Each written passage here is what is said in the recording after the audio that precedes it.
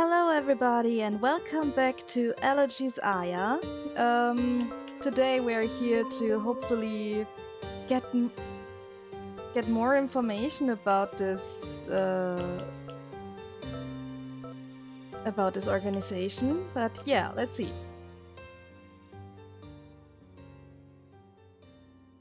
As night begins to fall on the city, I sit hunched in my favorite dark corner of the public library. Aya hovers next to me, positioned as if she's leaning against a bookshelf.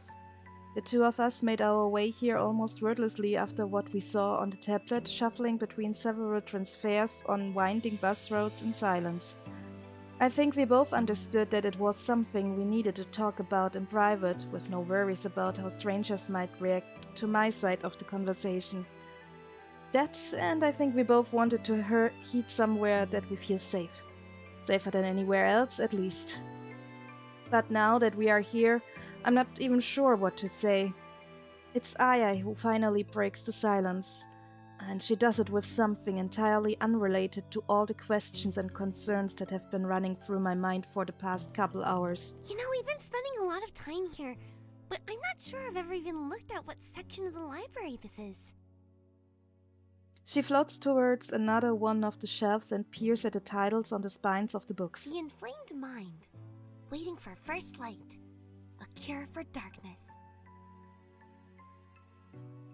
Huh, psychology section maybe?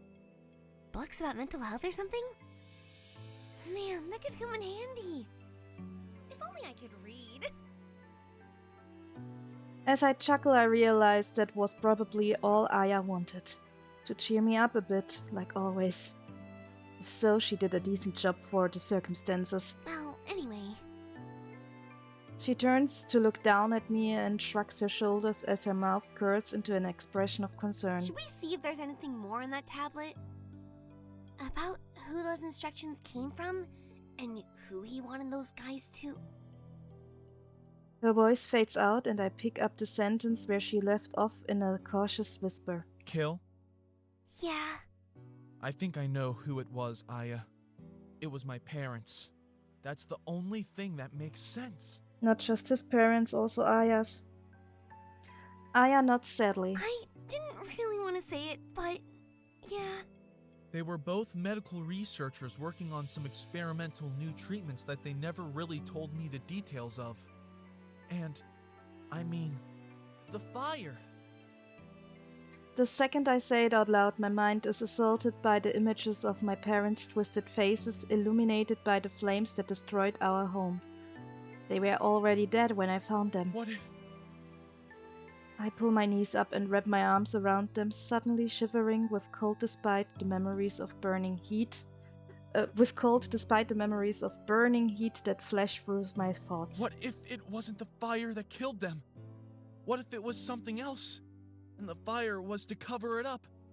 Just like those instructions said.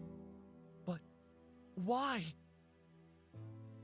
I'm vaguely aware of my voice rising to a pitch far beyond the cautious whispers I usually speak in at a library, but I don't care enough to stop it. Why would their boss want to have them killed? What did they do? They found a too good way of healing people. How did they threaten his research, or whatever he said? Why would it mean they had to die? I don't... I sigh.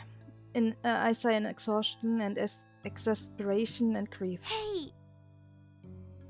Aya bends down and places a spectral hand on my shoulder. The familiar chill of it is comforting, no matter how cold I already was. We have this tablet now. Who knows what else is on it? Maybe we can find out. Maybe we can get justice for them. If we can find enough evidence of what happened. Them and Aunt Claire. I look up into her pale, kind eyes. You're right. That's all we can do now, isn't it? Just see what else is on here, and where it leads us. I pull the tablet out of my bag and take a moment to unlock it again with a new code that pops up on the little keychain. Aya positions herself seated next to me against the I wall. think I saw another folder in here that looked promising. Oh, When I tap on the folder titled Important Backups that had caught my eyes, a little window appears and demands a I password. guess this is probably a different one from the keychain code. I give the same code a try anyway, just in case, but the window only vibrates and the tablet's tiny speakers play a discouraging sound. Okay, try password. Of course, the classic. The classic one, yeah. I type it in only to be foiled by another error noise. Password 123? I try to add the numbers at the end, but nothing happens. Looks like there's a character limit, maybe? Password was the longest it could be. So, 8 characters at most, I guess. Huh. Aya frowns and counts on her translucent fingers. Hey, that's just the right amount of letters for my name. Put in Aya Faraj without a space. Do it. I scoff in amusement. You know, not everything in the world revolves around you, Aya. I begin typing it in anyway, just to humor her. It's probably going to lock us out for too many failed attempts, or... What? The password window disappears and the screen is filled with a list of video files. Wow! That's... gotta be a coincidence, No, right? it's not a coincidence. Does this research have something to do with Aya? Like, some password generator came up with some random letters that happen to be the same as your name. Yeah, of course.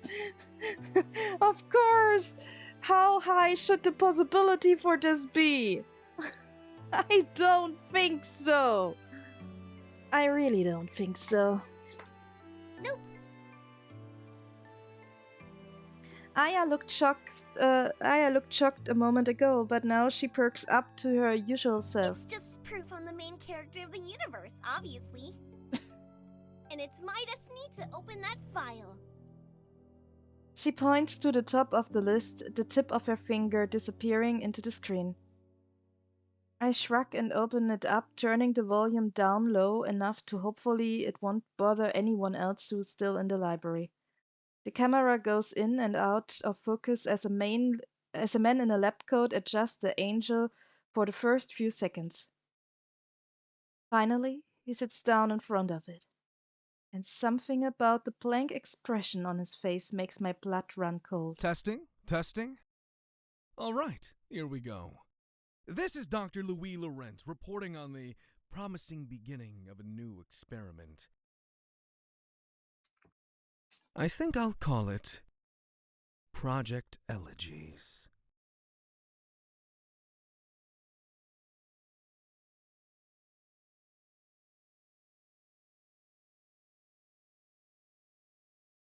Elegies. Yes, that's the perfect name. An elegy, of course, is a type of poem, typically a lament for the dead. And if my experiments are successful, then one day society will no longer need to lament for the dead. The poets will pen the last elegies thanks to my innovation and genius. Not to mention that it's also an acronym. Elegies stands for Enhancement of Life Expectancy by grasping the intellect through extraction of the soul. The mysterious man in the video gives the camera a chilling smile. A bit of a mouthful, perhaps, but I couldn't resist. He shuffles through his notes for a moment before continuing with his speech. Today is the day that Project Elegies truly begins, now that my earlier successes with animals have allowed me to secure funding and approval for human experimentation. I must give partial credit to my assistant, Noelani Kalama, and of course, her cat. Without the willing participation of those two lovely creatures, my efforts could never have brought me this far. Noelani's unique abilities to observe the results of the experiment, as well as our stunning success in our favorite furry subject, have been vital to the cause. But the details of all that can be found in the project's more formal documentation, of course.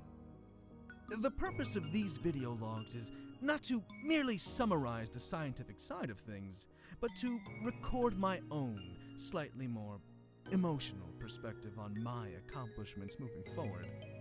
Despite my groundbreaking achievements so far, it has been quite difficult to secure funding and expanded laboratory space to move to the next step of the project. A lot of questions were asked, of course, about ethics. Hardly relevant to apply such social constructs in my work will soon reshape society itself. But we were eventually able to come to an agreement with the dean of Burton University, and the laboratories in the connected research hospital are being prepared for us as I speak. He uses many words for saying so less. There is a necessity, unfortunately, for some level of secrecy and obfuscation, as there is with all cutting-edge scientific research. Most of the officials at the hospital are under the impression that my work surrounds the effective treatment of comatose patients. Of course, that isn't exactly the whole truth. It would be more accurate to say that I anticipate some patients may appear to be comatose as a side effect of the experimental treatment. I'm not treating the coma. I'm treating death itself. I say I, but I suppose that I should soon be saying we, as the university's very generous funding has allowed me to hire several more promising scientists to assist me. Their names for posterity. The man refers to a piece of paper beside him on his desk. Here we are. Alongside Noelani and myself, the harbingers of a new era will be Janine Taylor, Bardot's Payne, Michael Gilbert, Julie Gilbert, and how do I pronounce that one? Yusuf Faraj. I look forward to seeing them in action.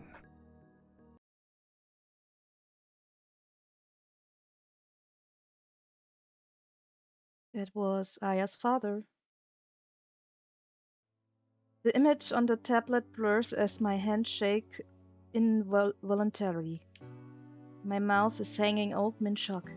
Michael and Julie Gilbert. My parents. They worked for this guy? He seems so creepy, like a mad scientist in a horror movie. I knew they had to be a bit secretive about their research, but even after seeing those weird instructions earlier, I still figured they were working on something, I don't know, something else, something normal, something that would really help people. Not this wacko's delusions about building a new world. But I guess there is something familiar about his name. Dr. Louis Laurent. I've heard it before, haven't I? And he said he had funding from Burton University, that he was moving into their connected research hospital. I know where that is. That's Markham Hospital. It's where my parents worked. It's where Aya and I met. And that isn't even the biggest revelation of them all. Zach? Trembling just as much as I am, Aya takes a long time to speak. He said my dad's name.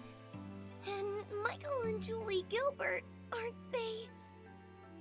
I nod, and Aya responds by shivering even more, her spectral form becoming indistinct. Our parents knew each other? And they were working on some type of top secret experiment? I don't... I don't know what to say. Aya too remains silent for a few moments more, but then she shifts even closer to me and the tablet. I can feel a slight chill where the edge of her arm begins to overlap with mine. When I turn to look at her, her posture is stiff and still, her eyes are filled with a cold determination. Play the next one. I want to know what happened. Grateful for orders that give me something to do instead of sitting around trying to process my feelings, I close the video and let my finger hover over the next file on the list for a moment. I was expecting that it might be titled Entry 002, but it's actually Entry 013. I guess maybe this tablet only has backups of the ones this guy thought were most important. Well, there's nothing to do except open it. I tap the file name and the visage of Dr. Louise Laurent fills the screen again.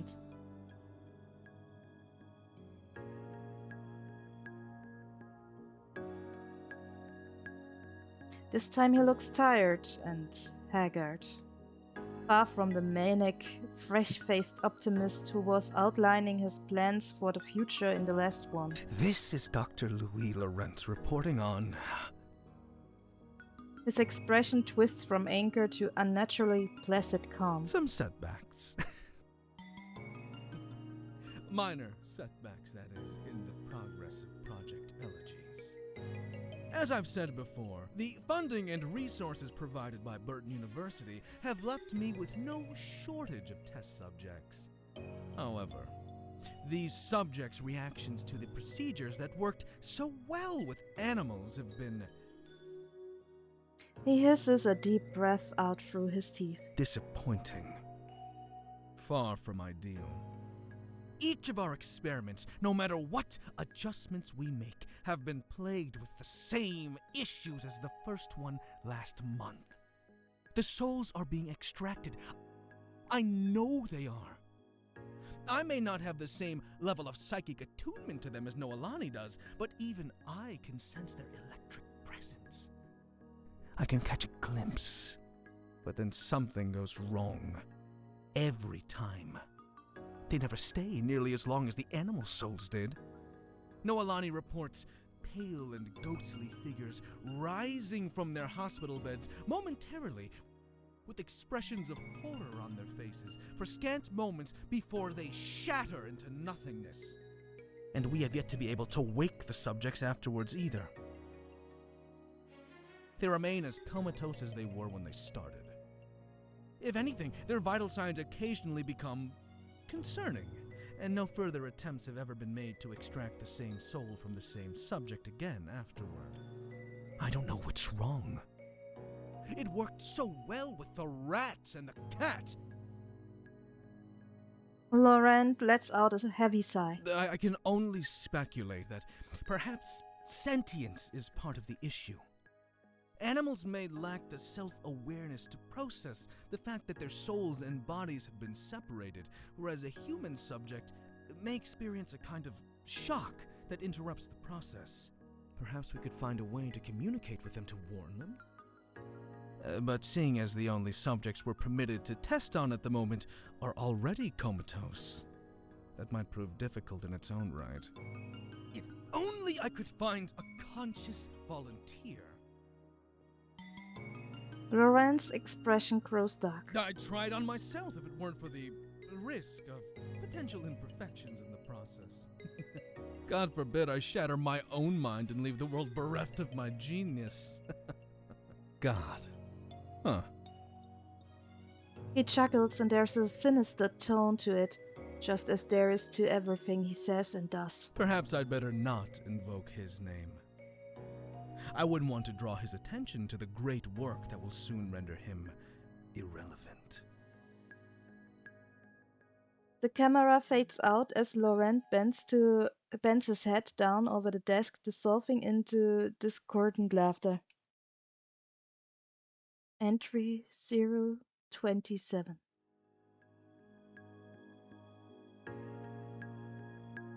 In the next file on the list, he somehow manages to look even more exhausted than he did in the previous one. His face is pale and drawn, the dark circles under his eyes threatening to consume his entire face. But there is a bright, burning fire in his eyes that's even more disturbing in its disparity from his physical appearance. Today is a great day for science. For today, I experienced the most stunning revelation, and all because of a chance encounter with a remarkable child. I would say she had been sent by God if I was not so certain now that he has abandoned me. Perhaps it was simply fate that brought her to me, so that I may fulfill my destiny of defying death. For now I feel certain that with the aid of the new perspective she gave me, my experiments will soon be a success. Laurent's eyes grow even wider as his voice reaches a fewer pitch. But A fever I'm pitch. getting ahead of myself. I should tell the whole story for posterity, so those in the future who benefit from my great genius may look back on how it all began. I was looking for Noelani to have her observe something for me, but when I entered her office, she was absent. In her place was a small, dark-haired girl. She was sitting in Noelani's office chair, reading a book that looked much too large for her and swinging her feet as they did not quite touch the ground. It was a comical sight. I wondered if she might be a relative of Noelani's, so I asked her why she was there. I have her response here, on the tape recorder I keep on my person at all times. I thank my lucky stars that I had the foresight to turn it on so that the sound of that brilliant child's voice may be preserved, as well as the moment she altered my thinking forever. Laurent produces a small machine from his front pocket. He presses a button that makes a small whirring sound. Maybe he's rewinding it. After a moment, he sets it down on his desk and the press of another button brings forth the slightly muffled voice of a young girl. I have the day off school today, but my mom and dad totally forgot and they couldn't get the babysitter because she was busy.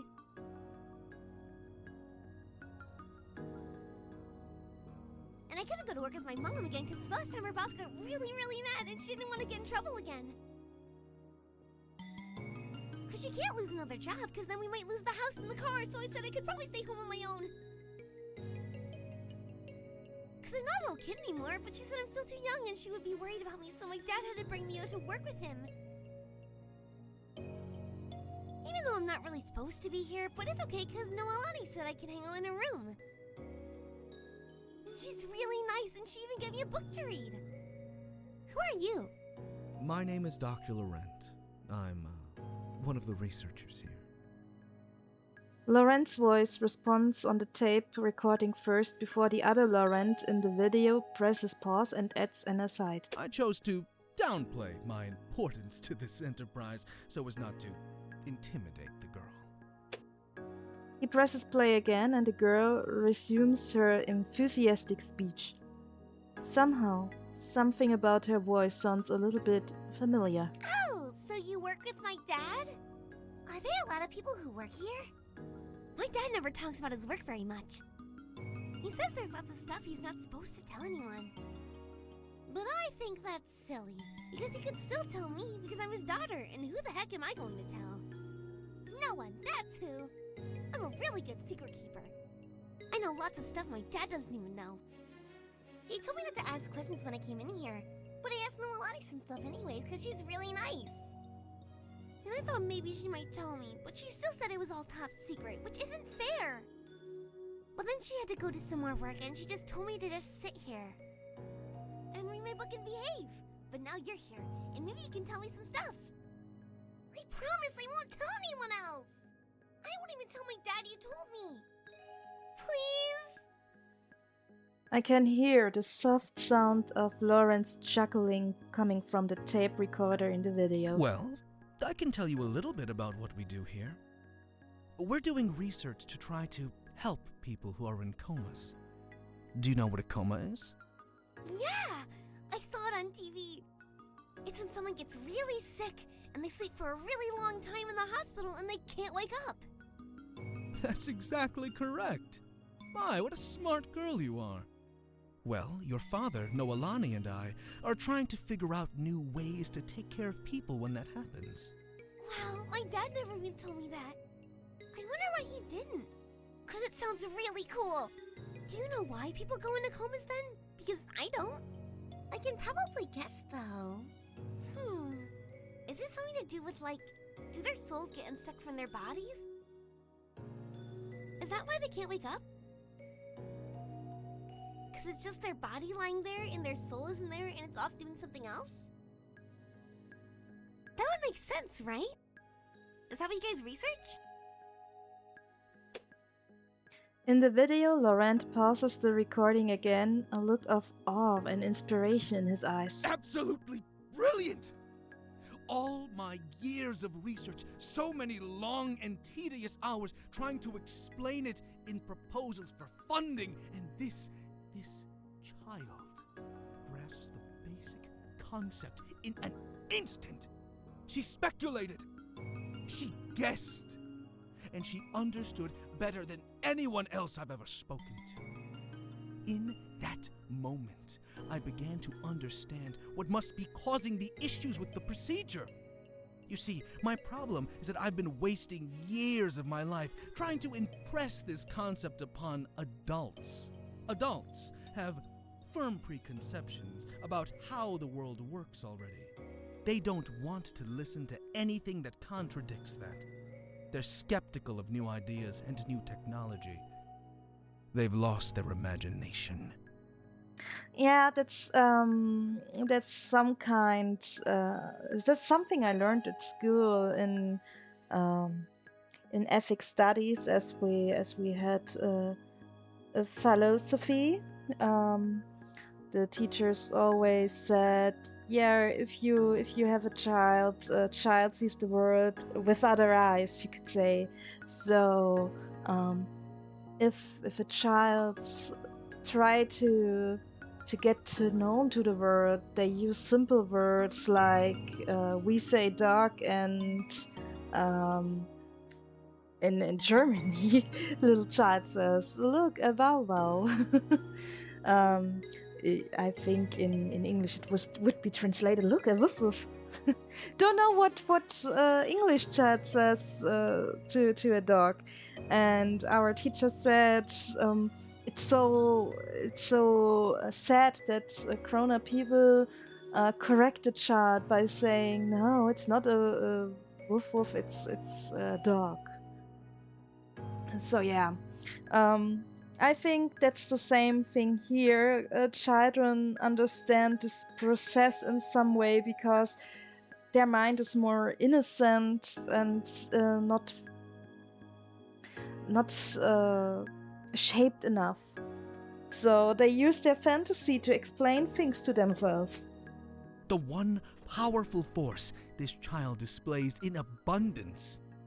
I theorize, therefore, that when the procedure separates the soul from the body, the patients go into a kind of shock.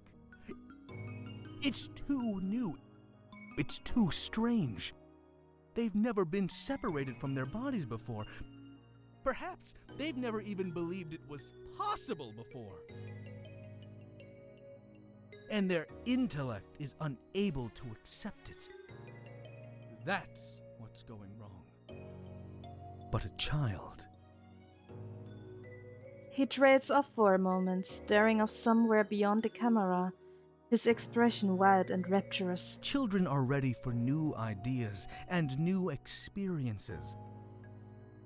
They encounter them every day. And they have the power to envision wondrous things that adults could never dream of. I'll have to undertake some new research, modify the technology, things like that. I don't doubt it will take time to gradually convince people of the importance of this phase of the project. I'll need more funding, more recruitment of volunteers. But even if it takes another few years, what are a few years in service to the whole future of mankind? I'm confident now that I understand where I've gone wrong. Adults may be fundamentally incapable of withstanding the effects of the procedure on their conscious minds. But children, I believe that children could endure it. They would understand on a level that no one else can. And they could bridge the path to the future.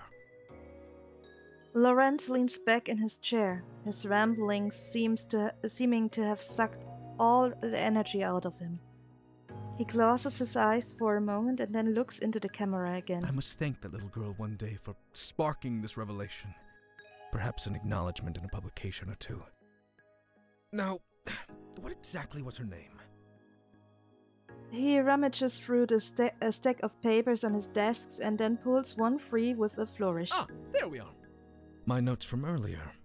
Now, for posterity, this brilliant child prodigy whose imagination inspired me was He looks down, reading something off the paper before speaking again. Dr. Faraj's daughter, Aya.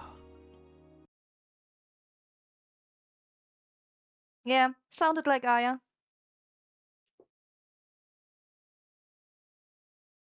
But hey, guys, that's a cut for today. We have still something to do. Some things to read here, and I'm kind of glad it's not finished this fast. After I finished Elegies Aya, I think I will do another visual novel, and also I will do playthrough of Honkai Star Rail. So if you are interested, leave a like and comment. Also, what do you think about Professor Dr. Laurent? Oh gosh, I love the voice actor. He kind of makes him really creepy. Really creepy. So, yeah, we see each other next time, my dearest, and until then, bye bye!